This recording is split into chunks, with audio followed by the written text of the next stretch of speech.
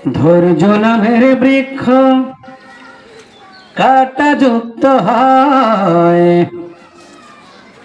এই কাঁটার যন্ত্রণা বড়ই জ্বালাময়। ধৈর্য নামের বৃক্ষ কাঁটা যুক্ত হয়, এই কাঁটার যন্ত্রণা বড়ই জ্বালাময়।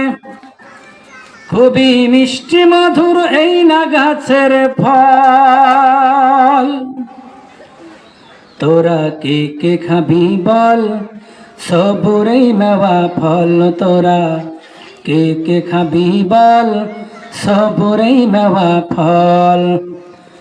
ধৈর্য নামের বৃক্ষ কাঁটা যুক্ত হয়, এই কাঁটার যন্ত্রণা বড়ই জ্বালাময়।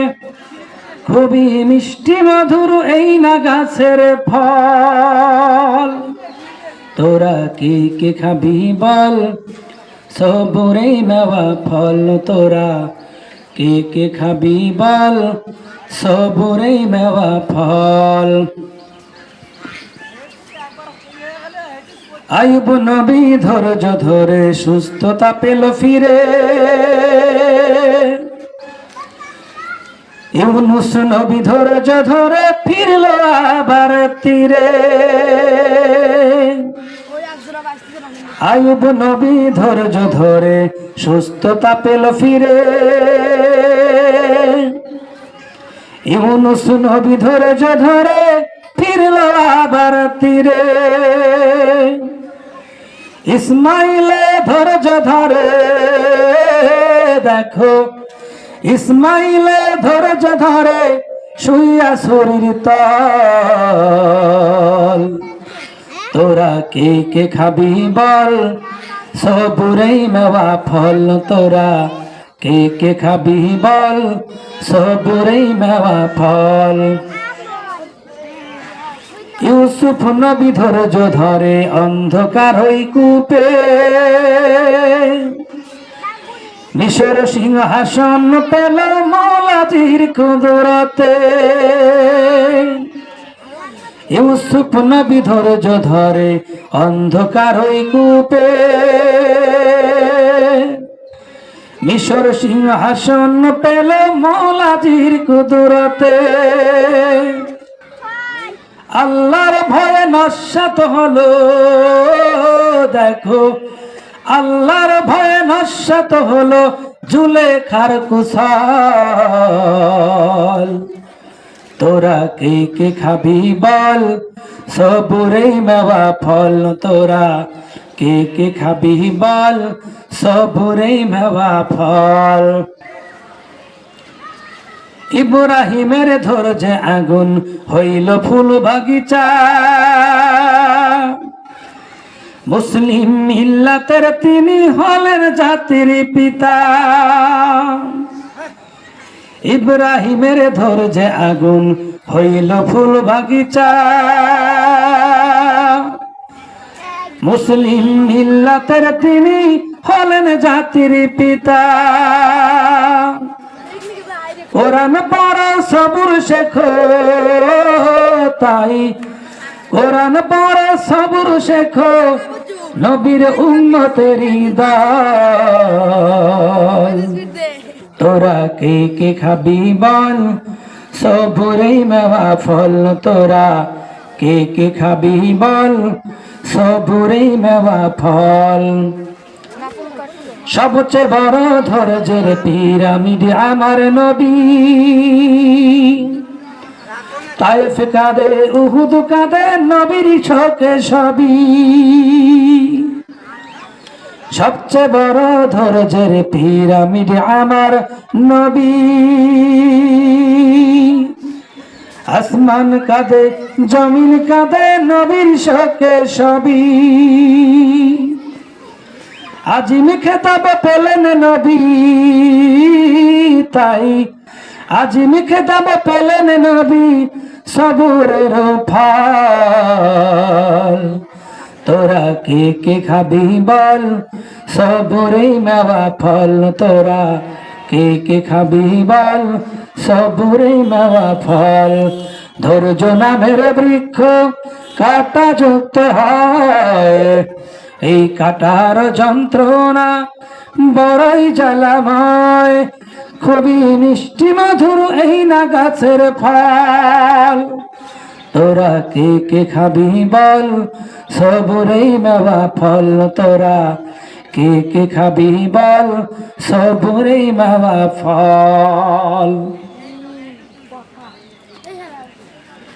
وأيوب إذ نادى ربه عني مسني الضر وأنت أرحم الراحمين। কোরআনে কারিমের মধ্যে বান্দাদেরকে উম্মতদেরকে শিক্ষা দেওয়ার জন্য আল্লাহ রাব্বুল আলামিন কোরআনে কারিমের মধ্যে বারবার বর্ণনা করেছেন, যেন বান্দারা নিরাশ না হয়। আল্লাহ রাব্বুল আলামিন বলেন, আইয়ুব আলাইহিস সালাতু ওয়াস সালাম একদিন দুই দিন নয় 18টা বছর কিরায় কেটেছিল তাকে। আপনজন স্ত্রী বাল বাচ্চা পাড়া প্রতিবেশীর সবাই তাকে দূর দূর করে তাড়াইয়া দিল। জংলায় গিয়ে আশ্রয় নিলেন। এবারে জংলায় আশ্রয় নিয়ে এবার খেয়াল করে দেখেন তার জিহ্বার মধ্যে পোকা ধরে গেছে। খামোশ থেকে আল্লাহর নামের জিকির করতেছিলেন, কিন্তু খেয়াল করে দেখলেন জিহ্বার মধ্যেও তার পোকা ধরে গেছে। আল্লাহ রাব্বুল আলামিনের কাছে এই প্রথম তিনি নালিশ করলেন। কেমন করে? ওয়া আইয়ুবা ইয নাদা রাব্বুহু আন্নি মাসানিয়াদ-দুররু ওয়া আনতা আরহামুর রাহিমিন। স্মরণ করো, আইয়ুব যখন রোগাক্রান্ত ছিল তখন আমি আল্লাহর কাছে এসে নালিশ করল। সে কি বলেছিল? আইয়ুব বলল, আল্লাহ আমি হলাম অসুস্থ আর তুমি হলে রহমানুর রহিম। আমি অসুস্থ আর তুমি রহমান।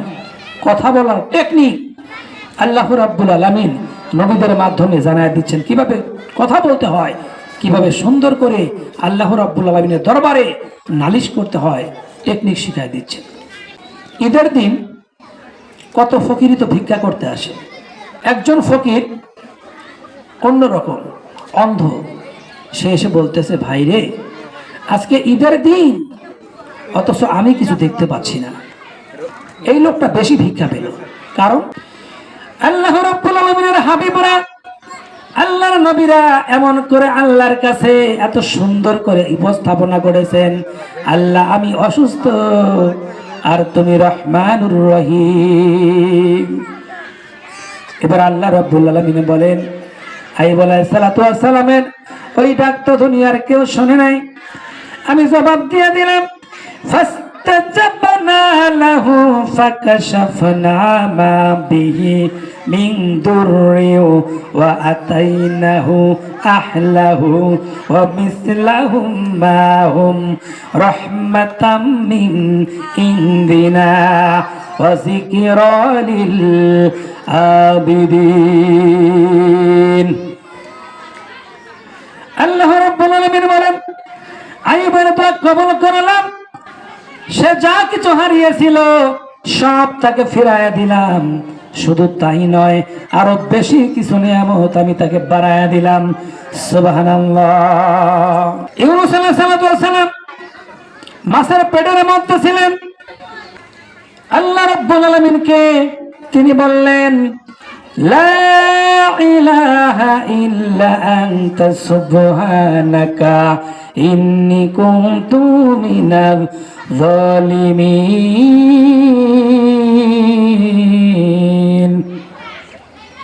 তিনি বললেন, ও মালিক আমি তোমার শুকরিয়া গুজার করছি, তুমি ছাড়া কোনো ইলাহ নাই, মালিক নাই। আমি তোমার পবিত্রতা ঘোষণা করেছি।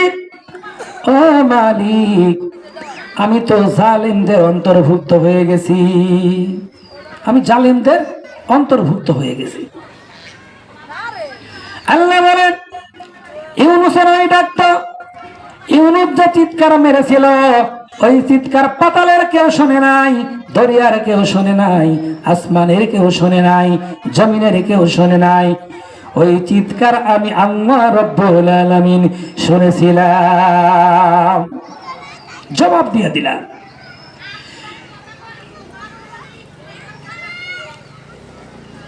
فاستجبنا له ونجيناه من الغم وكذلك ننجي المؤمنين।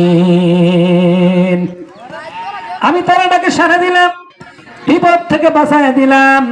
শুধু তাই নয়, এখানে ওয়াদা করলাম আমার যত মুমিন বান্দারা এভাবে বিপদে পড়ে যাবে, আমার যত মুমিন বান্দারা বিপদে পড়ে যাবে, আমি আল্লাহকে যদি তারা ডাকে, আমার নামের তাসবিহ যদি তারা গায়, আমাকে স্মরণ করলে এইভাবে করে আমি তাদেরকে বাঁচায়া দেব। সুবহানাল্লাহ। শুধু নবীদেরকে নয়, মুমিন বান্দারা যখন বিপদে পড়ে যাবে আমি আল্লাহকে ডাকবে, ব্যাস আমি আল্লাহ রাব্বুল আলামিন তাদেরকে কবুল করে নেব এবং তাদের ক্ষমা করব। নবীদের ধৈর্য কেমন ছিল! আর আমাদের একটু জ্বর হলে, একটু অসুখ করলে বলি আল্লাহ শুধু আমারই দেখে, আর কাউরে খুঁজে পায় না। আল্লাহ রাব্বুল আলামিন বলেন, ওয়ামা আসাবাকুম মিন মুসিবাতিন ফাবিমা কাসাবাত আইদিকুম ওয়া ইয়াফু আন কাসীর।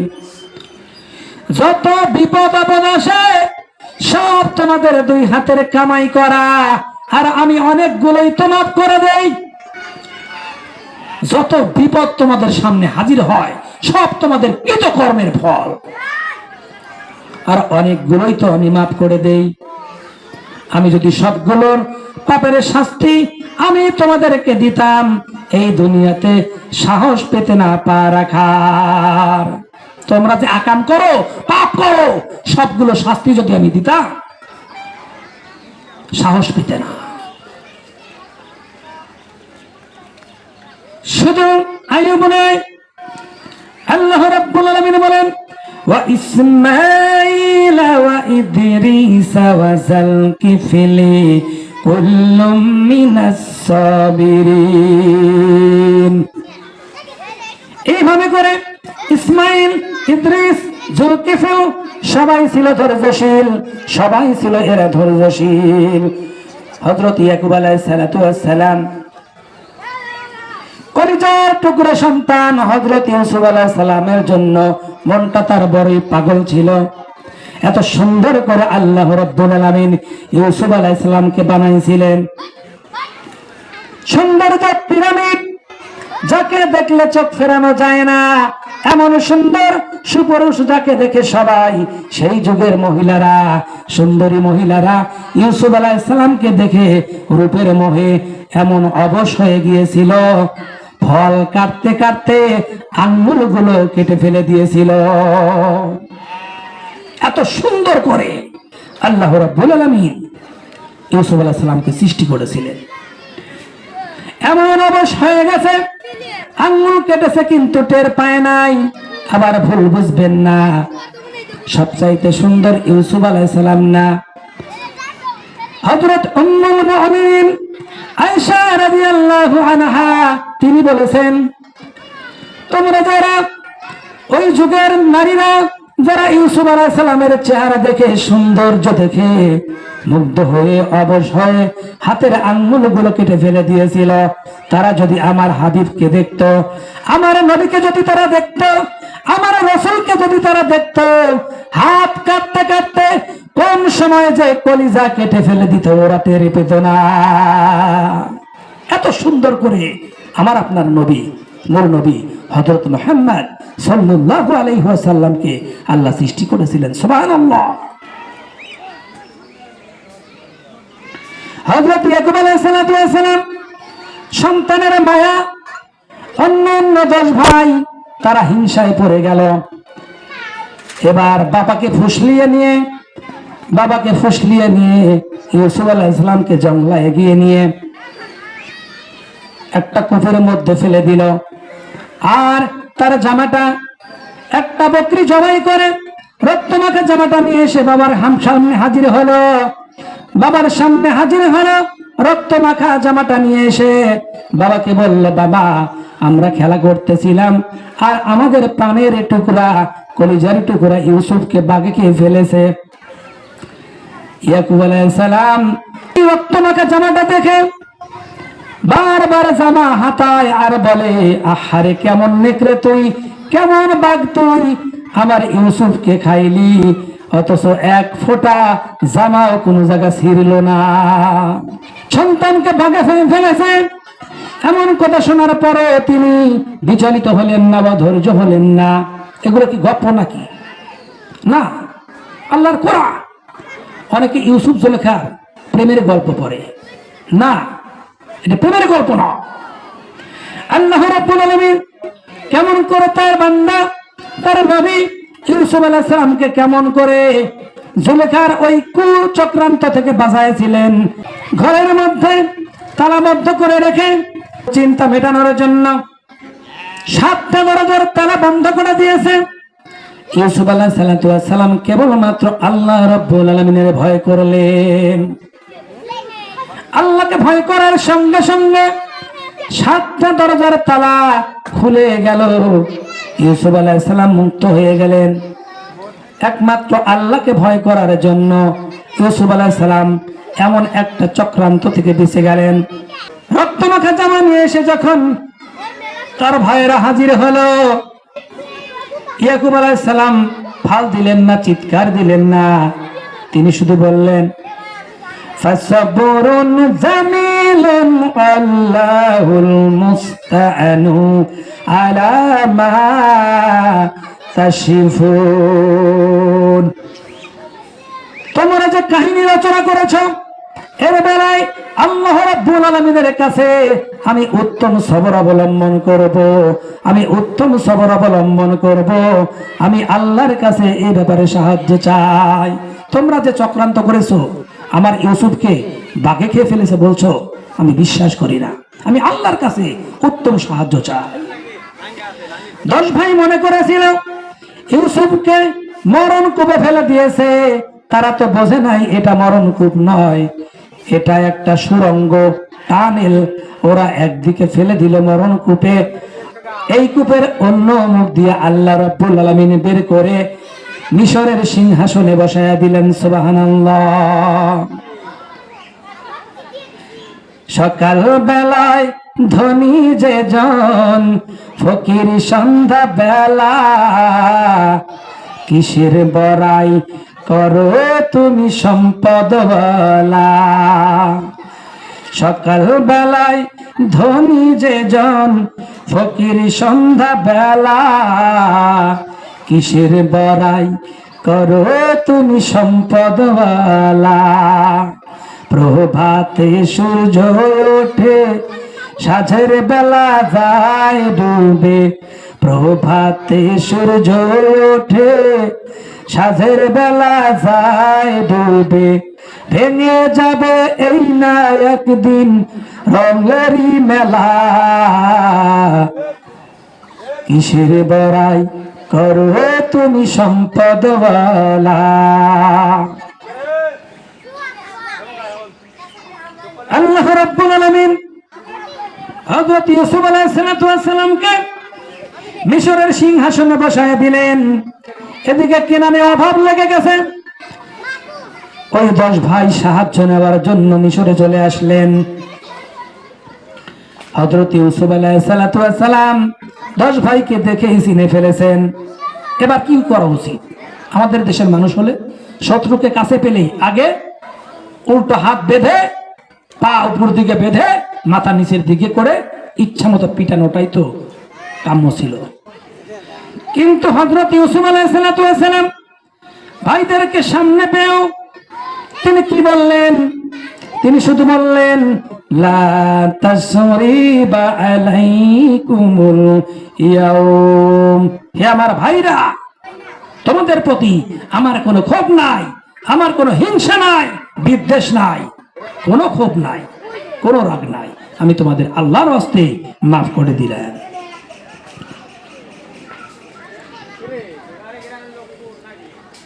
হযরত ইউসুফ আলাইহিস সালাম বেনিয়ামিনকে সাথে নিয়ে পরিচয় করায়া দিলেন, তার ভাইদের সামনে পরিচয় করায়া দিলেন।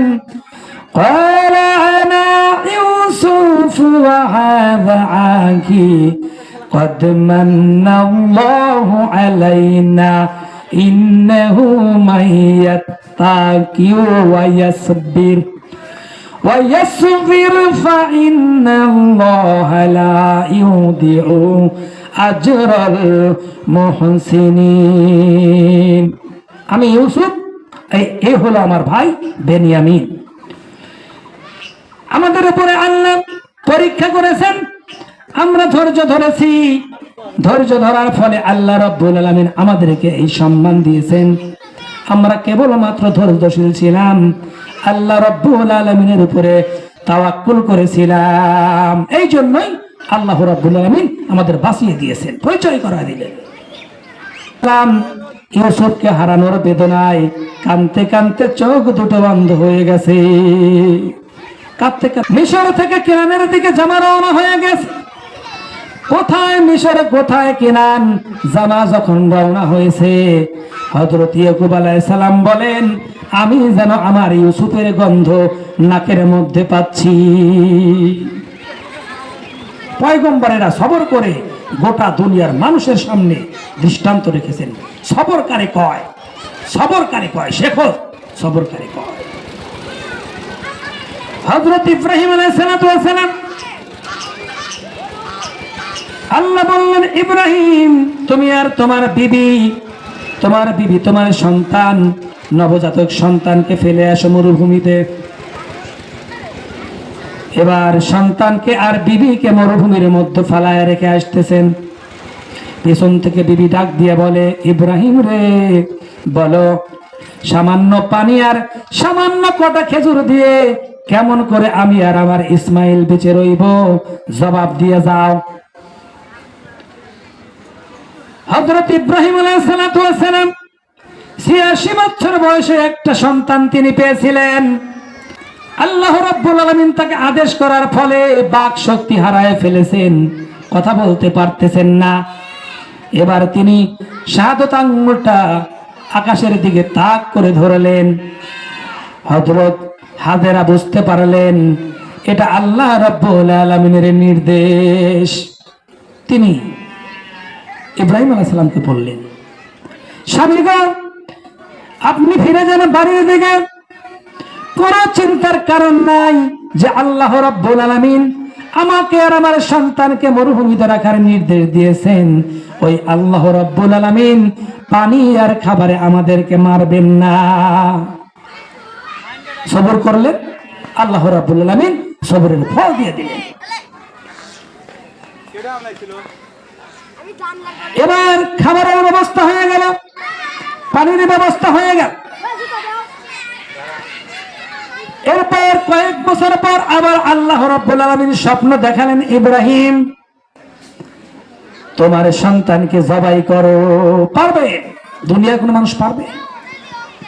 ইব্রাহিম আলাইহিস সালাম কি স্বপ্ন দেখালেন, সন্তানকে জবাই করো। সন্তানের সামনে গিয়ে বললেন, কি বললেন? আল্লাহ রাব্বুল আলামিন কোরআনুল কারীমের মধ্যে কোট করে দিলেন, فلما بلغ معه السعي قال يا بني إني أرى في المنام أني أذبحك فانظر ماذا ترى।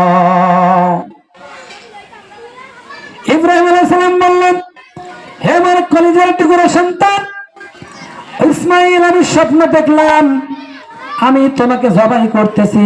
নবীদের স্বপ্ন কি? নবীদের স্বপ্ন হলো ওহী, আল্লাহর নির্দেশ। আমি স্বপ্ন দেখলাম তোমাকে জবাই করতেছি, এবার তুমি তোমার মত জানাও। ইসমাইল আলাইহিস সালাম এই কথা শোনার পর তিনি ইচ্ছে করলে বলতে পারতেন, বাবা ছোটবেলায় আমাকে আর আমার মাকে ফেলে আসলেন মরুভূমিতে, খাবার দিলেন না, পড়তে দিলেন না, আজকে আসছেন জবাই দিতে।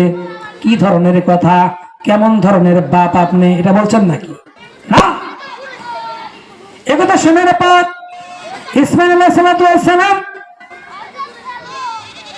তিনি কি জবাব দিয়েছিলেন? কোরআনুল কারীমের মধ্যে আল্লাহ রাব্বুল আলামিন ঘোষণা করলেন, ক্বালা ইয়া আবাতি ফআল মা তু'মারু সাতাজিদুনি ইনশাআল্লাহু মিনাস সাবিরিন।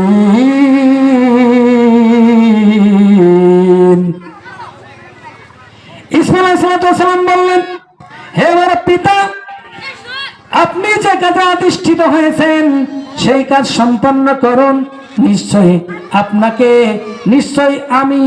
আমাকে আপনি ধৈর্যশীলদের অন্তর্ভুক্ত পাবেন, আমাকে ধৈর্যশীলদের মধ্যেই পাবেন। আপনি যে কাজে অধিষ্ঠিত হয়েছেন এই কাজ সম্পন্ন করুন। আরেক বর্ণনা এসেছে, ইসমাঈল আলাইহিস সালাম বললেন, আব্বাজান, আমাকে আপনি জবাই করুন, কিন্তু তার আগে আপনার চোখটা বেঁধে নেন আর আমার হাত পা বেঁধে নেন, কারণ শত হলেও আমি আপনার সন্তান, জবাই করতে আপনার মায়া লাগবে। আর আমার হাত পাটা এই জন্য বাঁধবেন, জবাইয়ের যন্ত্রণায় আমি ছোটাছুটি যখন করব তখন কিন্তু আমার আপনার গায়ে আমার হাত পা লেগে যেতে পারে, বেয়াদবি হয়ে যাবে। ধৈর্য করে বলে, ও দুনিয়ার মানুষরা,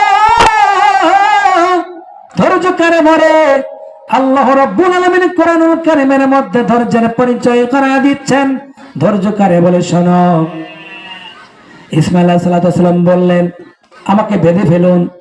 ইব্রাহিম আলাইহিস সালাম বাঁধার জন্য প্রস্তুতি নিচ্ছেন। এবার তিনি বললেন, বাবা গো, বাধা লাগবে না। একবার বলো বাঁধো, একবার বলো বাধা লাগবে না, কারণটা কি? হযরত ইসমাঈল বললেন, এই জন্য বাঁধবেন না, কারণ হলো কিয়ামতে প্রশ্ন উঠতে পারে, কিয়ামতে প্রশ্ন আসতে পারে। সন্তান রাজি ছিল না, এই জন্য সন্তানকে হাত পা বেঁধে জবাই করা হয়েছে। আমি এই সুযোগ দেব না, আমাকে জবাই করে আমি উত্তম সবর অবলম্বন করবো। সুবহানাল্লাহ, সবর করে বলে।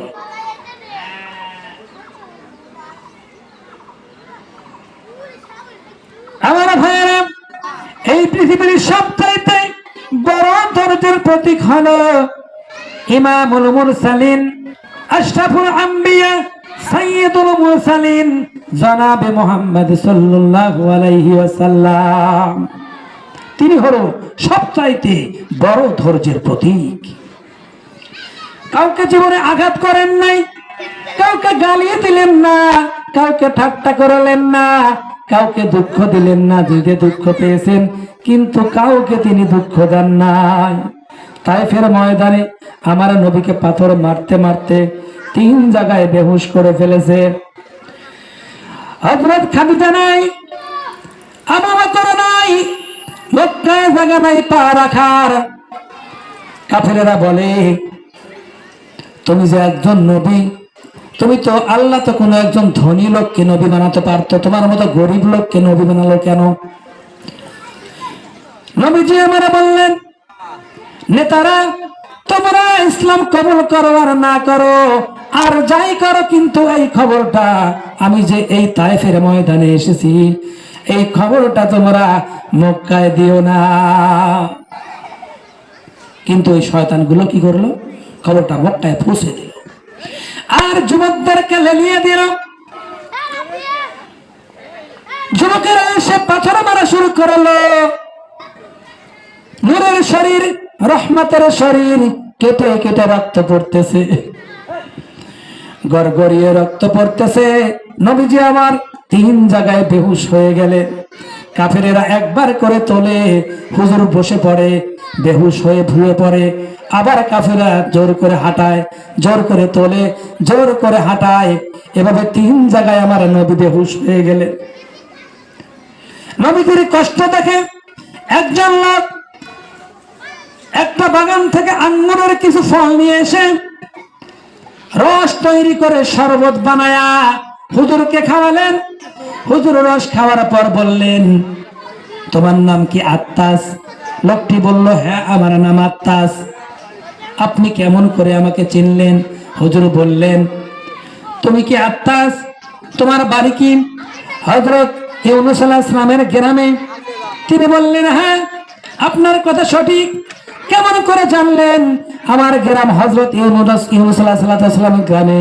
আমার নাম আত্তাস, কেমন করে আপনি জানলেন? হুজুর বললেন, হযরত ইউনূস আলাইহিস সালাম আল্লাহর একজন নবী, আর আমিও আল্লাহর একজন নবী। একজন নবীর খবর আর একজন নবীর কাছে থাকে।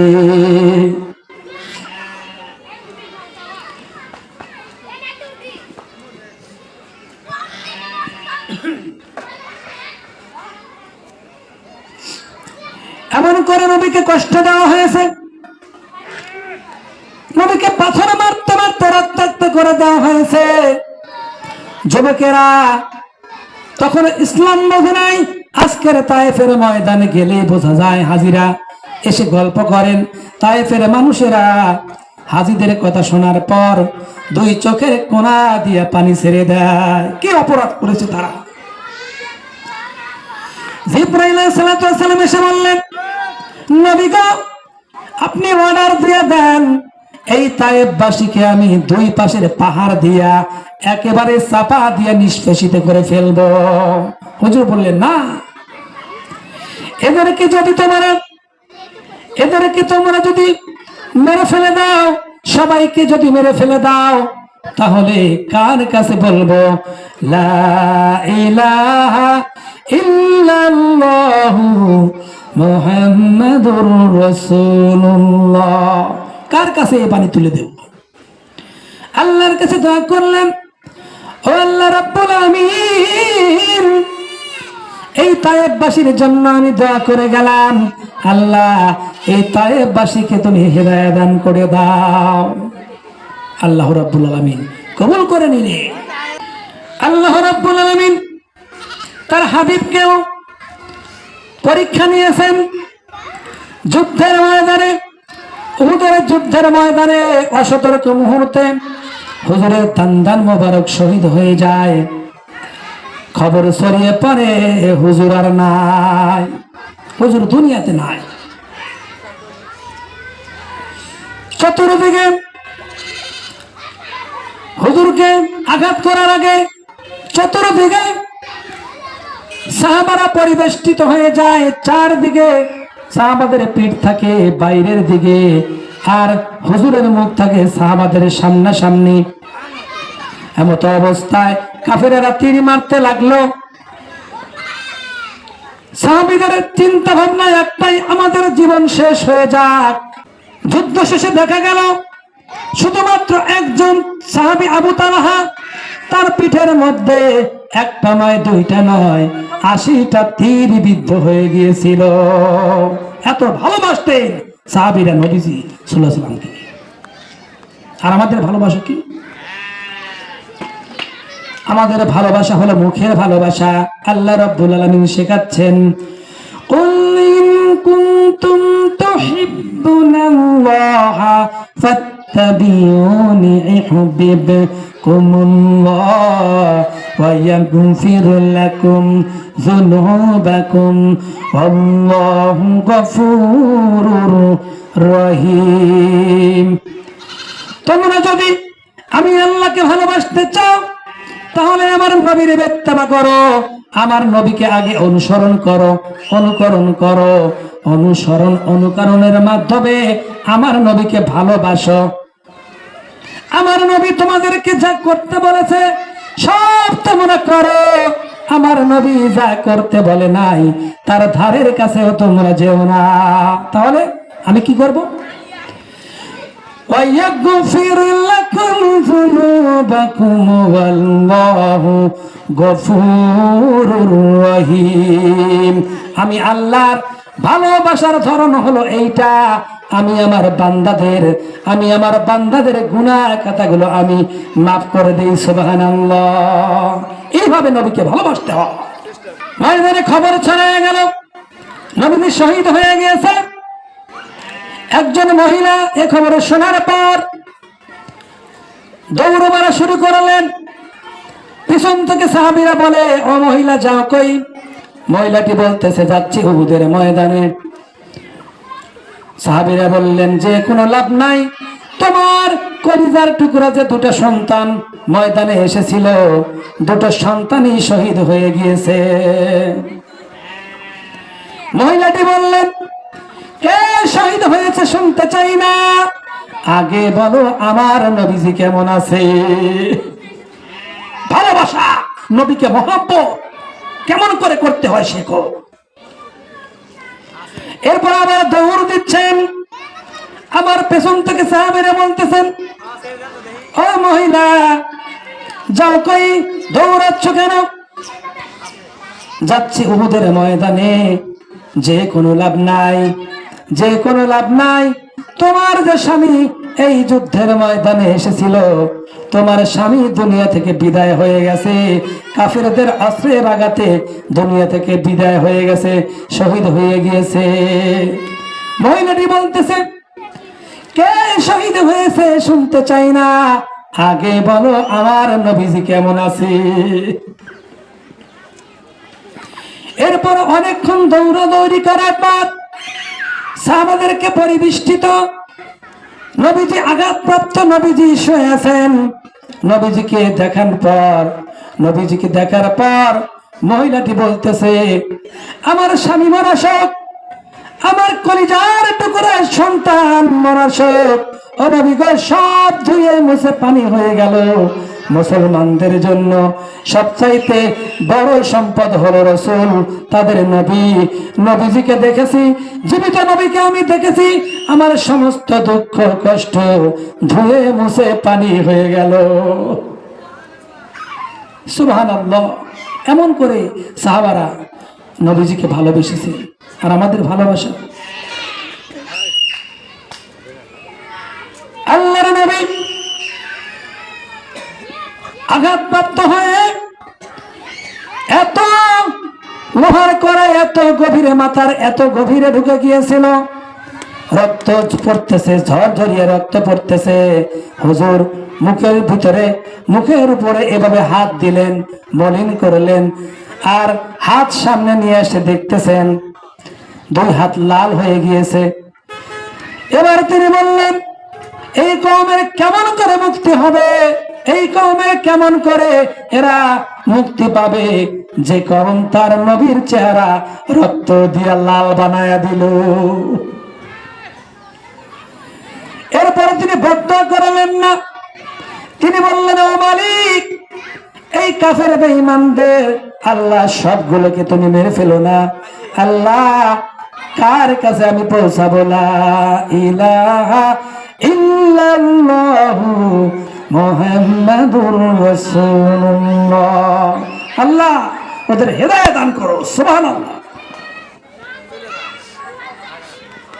পরবর্তীতে আল্লাহ রাব্বুল আলামিন তার হাবিবকে জানিয়ে দিলেন, ওয়ামা আরসালনাকা ইল্লা রাহমাতাল লিল আলামিন। নবী গো, এই রহমত আপনি এই জগতের জন্য, আপনি আমার করুণা, আপনি আমার রহমত, আপনি আমার ভালোবাসা, আপনি আমার দয়া, এই জগতের জন্য আপনি করুণা। সুবহানাল্লাহ। নবী সাল্লাল্লাহু আলাইহি ওয়াসাল্লাম তিনি ধৈর্য ধরলেন, ওয়াত্তাবি'ি মা ইউহা ইলাইকা ওয়াসবির হাত্তা ইয়াহকুমাল্লাহ। আল্লাহ রাব্বুল আলামিন বললেন, যা আমি আপনার উপরে অবতীর্ণ করেছি, আপনি সবর করুন এবং এই নির্দেশগুলো পালন করুন। আল্লাহর পক্ষ থেকে চূড়ান্ত ফয়সালা না আসা পর্যন্ত ধৈর্য ধরুন। হযরত বিলাল, হযরত সুমাইয়া, হযরত খাব্বাব, খোবাইব সবাই ছিল নিবেদিত এবং ধৈর্যশীল ছিল তারা। হযরত খাব্বাবকে একদিন খালি গায়ে দেখে বলতেছেন, খাব্বাব রে, এত গর্তওয়ালা পিঠ তো আমি কোনোদিন দেখি নাই, তোমার পিঠে এত গর্ত কেন, এত কালো কেন, তোমার মাজা এত চিকন কেন? হযরত খাব্বাব বলতেছেন, আমিরুল মুমিনিন, আপনার কি মনে নাই ইসলামকে কবুল করার অপরাধে কাফের বেঈমানেরা আমাকে আন্তা আগুনের উপরে শোয়াইছিল, আর আমি যেন নাড়াচাড়া না করতে পারি এই জন্য আমার বুকের উপরে পাথর চাপা দিয়েছিল। গায়ের চর্বি, রক্ত, মাংস গলে গলে ওই আংটা আগুনগুলো নিভেছিল। ওই যে আংটা আমার শরীরের মধ্যে প্রবেশ করেছিল, আজও পর্যন্ত ওই গর্ত সেরে যায় না। ইসলাম এমনি এমনি আসে না। অনেক রক্তের সাগর পাড়ি দিয়ে অনেক সাহাবীদের জীবন আল্লাহর রাহে উৎসর্গ করে দিয়ে এই ইসলাম আজ প্রতিষ্ঠা হয়েছে। ইসলাম এমনি এমনি আসে নাই, ধৈর্য সবুরের ফলে ইসলাম। ধৈর্য না ধরলে জান্নাতেও যাওয়া যাবে না। এমন অত্যাচার হচ্ছিল সাহাবাদের উপরে, আল্লাহ তার হাবিবকে সান্ত্বনা দিলেন, ওয়াসবির ওয়া মা সাবরুকা ইল্লা বিল্লাহি ওয়ালা তাহজান ওয়ালা তাহজান আলাইহিম ওয়ালা তাকু ফি দাইকিম মিম্মা ইয়ামকুরুন। হে নবী আমার, ধৈর্যের সাথে কাজ করতে থাকুন। ওদের ষড়যন্ত্রে, ওদের কুকৌশলে আপনি মন খারাপ করবেন না, ভারাক্রান্ত হবেন না, বিচলিত হবেন না, কষ্ট পাবেন না। আপনি ওদের অপকৌশলে দুঃখিত হবেন না। ধৈর্য ধরুন। ধৈর্য ধরার তৌফিক তো আমি আল্লাহ রাব্বুল আলামিন আপনাকে দিয়েছি। আল্লাহ রাব্বুল আলামিন বলেন, ওয়াসবির লিহুকমি রাব্বিকা ফাইন্নাকা বিআয়ুনিনা। আপনার রবের চূড়ান্ত ফয়সালা না আসা পর্যন্ত ধৈর্য ধরুন। আপনি তো আমার চোখের সামনে। আপনার রবের চূড়ান্ত ফয়সালা না আসা পর্যন্ত ধৈর্য ধরুন। আর শুনে রাখুন, আপনি তো আমার চোখের সামনে। কার চোখের সামনে? আল্লাহর চোখের সামনে। নেতা যদি তার কর্মীকে বলে, এই বেটা তুই কর, কাজ করে যা, আমি কি তোকে দেখতেছি না? তখন কর্মীর পাওয়ার কেমন বাড়ে। আর আল্লাহ রাব্বুল আলামিন তার হাবিবকে বলতেছেন, নবী গো, আপনি আমার চোখের সামনে, আপনাকে কে কি করবে আমি দেখব না? আপনি আমার চোখের সামনে। আসমান এবং জমিনের মালিক বলতেছে, ওরা চাই আপনাকে দুনিয়া থেকে মিটাইয়া দিতে, আর আমি চাই ওয়ারাফা'না লাকা যিকরাক, আপনার প্রশংসা তো হবে গোটা বিশ্ব জুড়ে। সুবহানাল্লাহ। ওয়ালাকাদ কুযযিবাত রাসূলুম মিন ক্বাবলিকা ফাসাবারু আলা মা কুযযিবু ওয়া উযু হাত্তা আতাহুম নাসরুনা। হে নবী, আপনার পূর্বে অনেক নবী রাসূল এই দুনিয়াতে এসেছে, তারা জুলুমের শিকার হয়েছে, নির্যাতনের শিকার হয়েছে, অত্যাচারিত হয়েছে। অবশেষে তাদের প্রতি আমার রহম এসেছে, আমার সাহায্য এসেছে। সবর করলেই আমি তাদেরকে সাহায্য করি। আমি আল্লাহ সবরকারীদেরকে পছন্দ করি। আর ধৈর্য ধরেছেন বলেই নবীদের প্রতি আল্লাহ এত সন্তুষ্ট হয়েছে। ওয়াকাইম মিন নাবিয়্যিন কাতালা মাহু রিব্বিউন কাসীর। এর আগে অনেক নবী এসেছিলেন যাদের সাথে আল্লাহওয়ালারা যুদ্ধ করেছিলেন, জানমালের বিনিময়ে যুদ্ধ করেছিলেন, লড়াই করেছিলেন। ফামা ওয়াহানু লিমা আসাবাহুম ফি সাবিলিল্লাহি ওয়া মা দাফু ওয়া মুস্তাকানু। আর তাদের উপরে যত বিপদ এসেছিল তারা হতাশ হয় নাই, দুর্বলতা দেখান নাই, বাতিলের কাছে মাথা নত করেন নাই। আল্লাহু ইউহিব্বুস সাবিরিন। আমি আল্লাহ রাব্বুল আলামিন ধৈর্যশীলদেরকে ভালোবাসি। যারা ধৈর্য ধরে আমি আল্লাহ তাদেরকে ভালোবাসি। ধৈর্যের পরিচয় দেখেন, আল্লাহ রাব্বুল আলামিন তার রাসূলকে কতগুলো জায়গায় পরীক্ষা করেছেন, উহুদের ময়দানে, তায়েফের ময়দানে। পুরো জিন্দেগিটাই শুধু ধৈর্য। রাসূলের চাইতে ধৈর্যবান দুনিয়াতে কেউ আছে?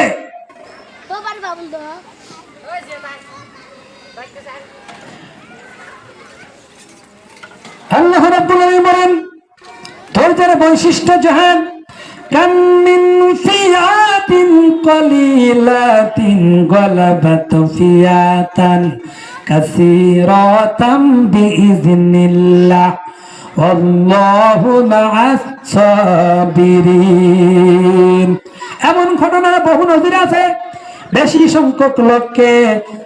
সংখ্যক লোকদের উপরে কম সংখ্যক লোকদেরকে আমি বিজয় করে দিয়েছি। যারা ধৈর্য ধরে, এই যে বদরের যুদ্ধ, মুসলমানদের প্রথম জিহাদ, মাত্র 313 জন সাহাবী নিয়ে 1000 সৈন্যের উপরে আল্লাহ রাব্বুল আলামিন বিজয় করে দিলেন। ধৈর্য তারা ধরবে না, তারা জান্নাতেও যেতে পারবে না।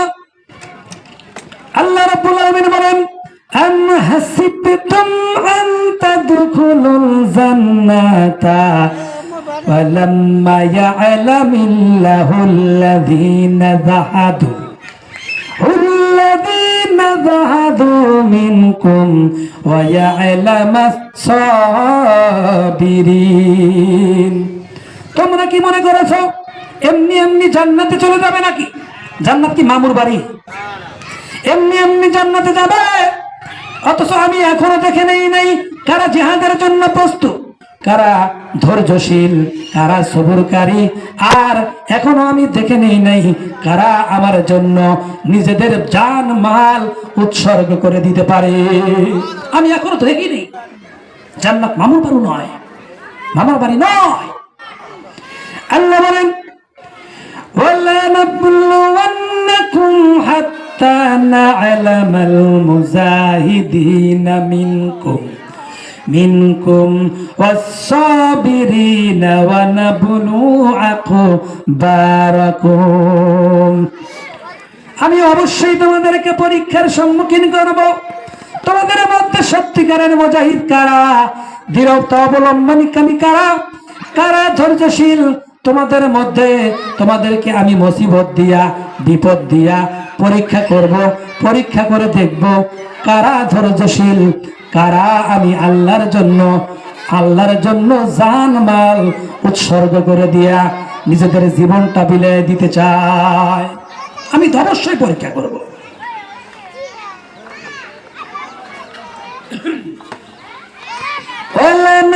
وَلَنَبْلُوَنَّكُمْ بِشَيْءٍ مِّنَ الْخَوْفِ وَالْجُوعِ وَنَقْصٍ مِّنَ الْأَمْوَالِ وَالْأَنفُسِ وَالثَّمَرَاتِ وَبَشِّرِ الصَّابِرِينَ। অবশ্যই আমি তোমাদেরকে কিছু ভয় দিয়া, ক্ষুধা দিয়া, জানমালের ক্ষতি করে, ফসলের ক্ষতি করে, অভাব দিয়া, রিজিকের সংকীর্ণতা দিয়া অবশ্যই আমি পরীক্ষা করব। আর দেখব কারা ধৈর্যশীল। ধৈর্যশীলদেরকে তোমরা সুসংবাদ দিয়ে দাও। وَأَوْرَثْنَا الْقَوْمَ الَّذِينَ كَانُوا يُسْتَضْعَفُونَ مَشَارِقَ الْأَرْضِ وَمَغَارِبَ الَّذِي بَارَكْنَا فِيهَا।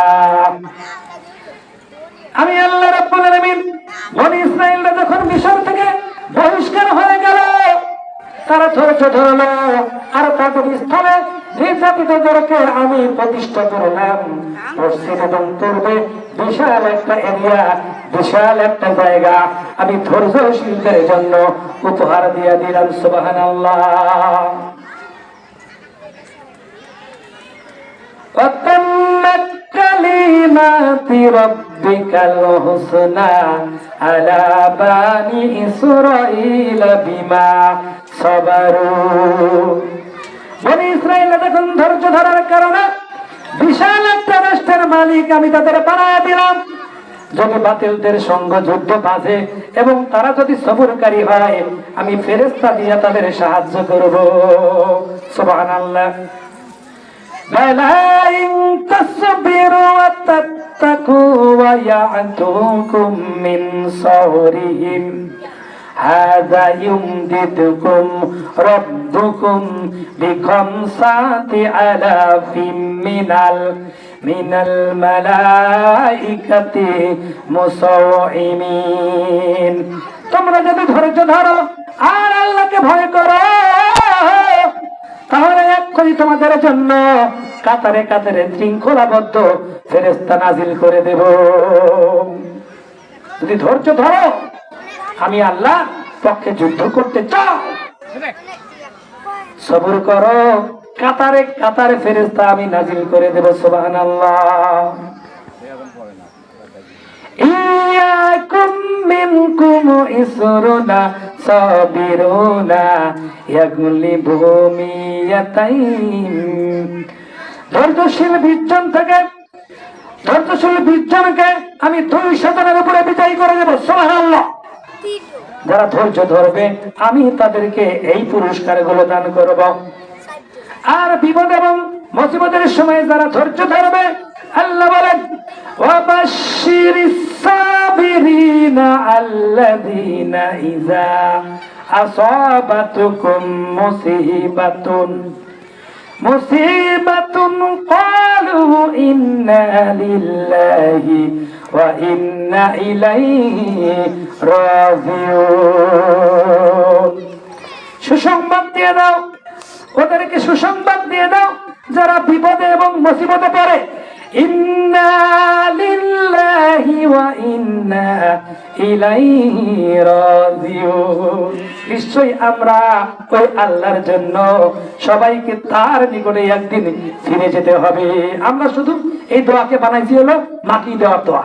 মানুষ মরে গেলে এই দোয়া পড়ে, ইন্না লিল্লাহি ওয়া ইন্না ইলাইহি রাজিউন। হ্যাঁ, শুধুমাত্র মরে গেলে নয়, সমস্ত বিপদে আপদে এই দোয়া করতে হবে। আল্লাহ রাব্বুল আলামিন শিখায় দিয়েছেন, ইন্না লিল্লাহি ওয়া ইন্না ইলাইহি রাজিউন। নিশ্চয়ই আমরা আল্লাহর জন্য সবাইকে তার নিকটে ফিরে যেতে হবে। সবরকারীদের জন্য রয়েছে জান্নাতের মর্যাদা, সর্বোচ্চ মর্যাদা। কেমন সম্মান দেওয়া হবে তাদের, আল্লাহ বলেন উলাইকা ইউজানাল গুরফাতা বিমা সাবারু ওয়া ইউলাকাউনা ফিহা তাহিয়াতাও ওয়া সালামা। এরা হলো সেই সমস্ত লোক যাদের প্রদান করা হবে জান্নাতের সম্মানজনক মঞ্জিল, সম্মানজনক বাড়ি, কারণ তারা ছিল ধৈর্যশীল। এবং জান্নাতে সবরকারীদের জন্য সংবর্ধনা দেওয়া হবে। এ দুনিয়ার সংবর্ধনা নয়, একজন সরকার পাশ করলে তাকে সংবর্ধনা দেয়, কয়েকজন এই মিলিটারি এসে স্যালুট দেয়। আর জান্নাতীদেরকে সংবর্ধনা দেওয়া হবে কেমন করে? আল্লাহ বলতেছেন খালিদিনা ফিহা হাসানাত মুস্তাকাররা ওয়া মুকামা। চিরদিন তারা জান্নাতের মধ্যে বসবাস করবে। তা কতই না সুন্দর জায়গা। সবরকারীদের জন্য এত সুন্দর জায়গা আল্লাহ রাব্বুল আলামিন জান্নাতের মধ্যে বানায় রেখেছেন। সুবহানাল্লাহ। জান্নাতে প্রবেশ করার সঙ্গে সঙ্গে ফেরেশতারা ছুটে আসবে, সবরকারীদেরকে আগায় নেওয়ার জন্য ফেরেশতারা ছুটে আসবে।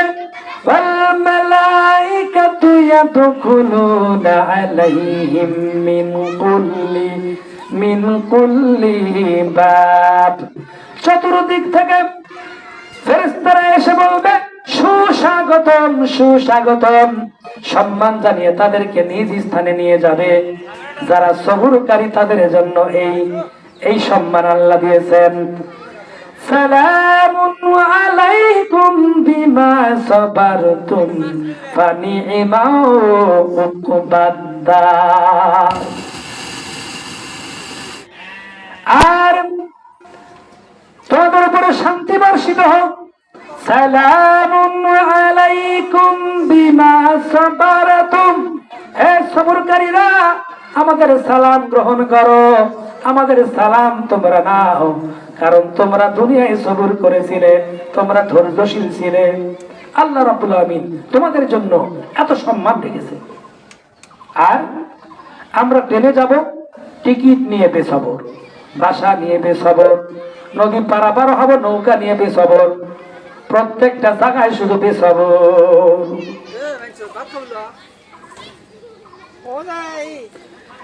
আমরা যদি সবর করতে পারি, আল্লাহ বলেন উলাইকাল্লাযীনা সাদাকু ওয়া উলাইকা হুমুল মুত্তাকুন। এরাই হলো ঈমানের দাবিতে সত্যবাদী। কারা? 10টা পয়েন্ট।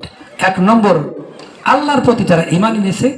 2 নম্বর, পরকালের প্রতি ঈমান, ফেরেশতাদের প্রতি ঈমান, কিতাবের প্রতি ঈমান, নবীদের প্রতি ঈমান, সহায় সম্বলহীন এতিম মুসাফিরদেরকে, মাজলুমদেরকে সাহায্য করে, নামাজ প্রতিষ্ঠা করে, যাকাত আদায় করে, ওয়াদা পালন করে, আর সবর এখতিয়ার করে। 10 নম্বর হলো সবর এখতিয়ার করা। সবর যদি আমরা না ধরি, আমরা যদি সবরকারী না হই, ধৈর্যশীল না হই, তাহলে আল্লাহ রাব্বুল আলামিন আমাদেরকে পছন্দ করবেন না। আল্লাহ রাব্বুল আলামিন বলেন, খেয়াল করো বান্দা, এই যে ফসল তোমরা ফলাও, কোত্থেকে তোমরা পানি পেলে একটা বার চিন্তা ভাবনা করলে না? আল্লাহ রাব্বুল আলামিন বলেন, ফানজুর ইলা আসারি রাহমাতিল্লাহি কাইফা ইহুল আরদা বাদা মাউতিহা। আমি আল্লাহ কেমন করে এই মরা জমিনটাকে কেমন করে চিন্তা করলাম, আর চিন্তা করে তোমাদের জন্য খাবারের ব্যবস্থা কেমন করে করলাম। শোনো, আল্লাহুল্লাযী আরসালার রিয়াহা ফাতুসিরু সাহাবা ফাসুকনাহু ইলা বালাদিম মাইতিন ফাআহইয়াইনা বিহিল আরদা বাদা মাউতিহা। ওই সাগরের লোনা পানিগুলো আমি উঠিত করলাম, আর মেঘমালা তৈরি করলাম। বাতাসকে হুকুম করি, বাতাসেরে এই মেঘকে টেনে নিয়ে যাও, অমুক জায়গায় বৃষ্টি প্রয়োজন, যাও বৃষ্টি বর্ষণ করো। এবার বাতাস মেঘকে টেনে নিয়ে আসলো, আকাশ থেকে মেঘ থেকে বৃষ্টির ফোঁটা জমিতে পতিত হয় আমার কুদরতে। নববধূ যেমন করে গর্ভধারণের জন্য প্রস্তুত নিয়ে নেয়, ঠিক তেমন করে বৃষ্টির পানি পেয়ে, রহমতের পানি পেয়ে, ঠিক তেমন করে মরা জমিন জিন্দা হয়ে গেল। সুবহানাল্লাহ। খেয়াল করে দেখো, আমি কিন্তু সাগর থেকে লোনা পানি তুলব। আল্লাহ বলেন, আফারাআইতুমুল মাআল্লাযী তাশরাবুন আআনতুম আনজালতুমুহু মিনাল মুজনি আম নাহনুল মুনজিলুন। আমি আল্লাহ রাব্বুল আলামিন ওই সাগরের লোনা পানিকে কিন্তু উঠালাম। আমি যদি ইচ্ছা করতাম ওই লোনা পানি দুনিয়ায় ছেড়ে দিতে পারতাম, তাহলে কি হতো? তোমাদের ফল ফসলের ক্ষতি হয়ে যেত, বিনষ্ট হয়ে যেত। লাউ নাশাউ জাআলনাহু উযাযান ফালাউলা তাশকুরুন।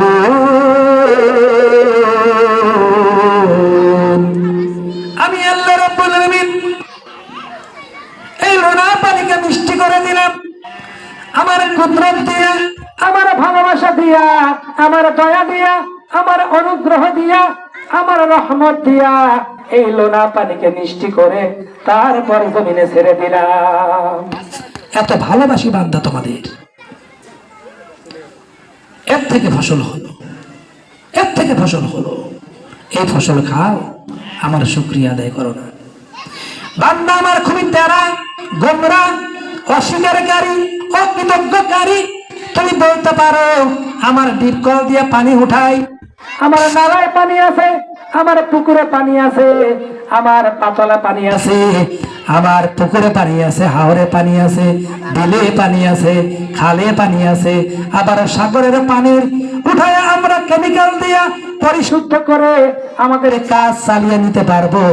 আল্লাহ যদি বৃষ্টি না দেন কি এমন ক্ষতি আমার? আল্লাহ কি বলে শোনো, আমি জানি আমার বান্দা অস্বীকারী, অকৃতজ্ঞকারী, এই জন্য আল্লাহ বলতেছেন قل أرأيتم إن أصبح ماؤكم غيرا فمن يأتكم بماء معين।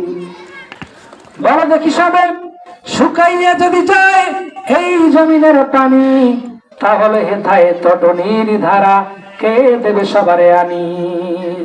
আমি আল্লাহ যদি ওই হাওরের পানি, নালার পানি, পুকুরের পানি, পাতালের পানি, দরিয়ার পানি, সব পানি যদি আমি আল্লাহ শুকায় দেই, তাহলে কার সাধ্য আছে, কার সাধ্য আছে বল ওই মরা নদীতে, মরা গাঙে নতুন করে পানির জোয়ার এনে দিতে পারে? কার সাধ্য আছে বল? এর থেকে ফসল হয়, এই ফসল তোমরা খাও আর আমার শুকরিয়া আদায় করো না।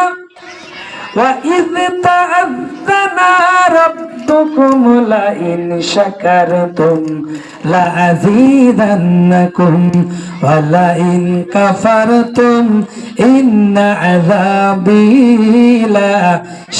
لَشَدِيدٌ। বান্দা আমার খাও, আমার পড়ো, আর মাঝে মধ্যে বলো আলহামদুলিল্লাহ, আমি আল্লাহ নিয়ামত বাড়ায় দেব। আর যদি শুকরিয়া আদায় না করিস, মস্তর বড় শাস্তি তোদের জন্য অপেক্ষা করতেছে। আল্লাহ বলেন আআনতুম আনসাতুম শাজারাতাহা আম নাহনুল মুনশিরুন। কে মাটি থেকে গাছপালা উদ্ভিদ করলো? এই বেটা তুমি নাকি আমি আল্লাহ? গাছপালা গুলো মাটি থেকে কে উদ্যত করলো? আমি না তুমি? কে? এই গাছ থেকে তোমরা ফল খাও, শুধুই কি ফল খাও নাকি এই গাছগুলো কেটে তোমরা ঘরের আসবাবপত্র বানাও, তোমরা ঘর বানাও, খাট পালঙ্ক বানাও? আবার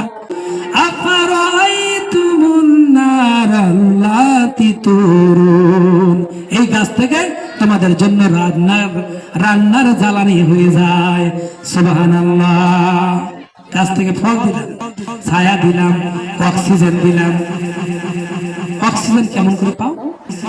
তোমরা যে নিঃশ্বাস ছেড়ে দাও, এটা হলো বিষ। আর গাছের পাতা এই বিষগুলো চুষে নেয়। সূর্যের কিরণ থেকে গাছের পাতার সঙ্গে একটা রন্ধন ক্রিয়া হয়, রাধা হয়, এরপর আবার বিষটা মুক্ত হয়ে নতুন করে অক্সিজেন তৈরি হয়, আর ওই অক্সিজেন তোমরা ব্যবহার করো। আল্লাহ রাব্বুল আলামিন বলেন গাছ হলো তোমাদের পরম প্রিয় বন্ধু।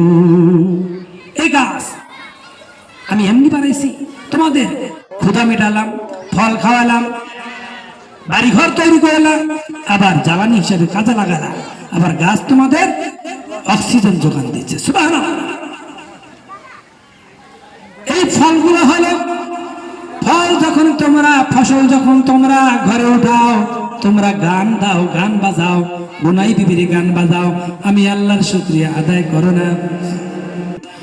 লাউ নাশাউ লাজআলনাহু হুতামান ফাজালতুম তাফাক্কাহুন।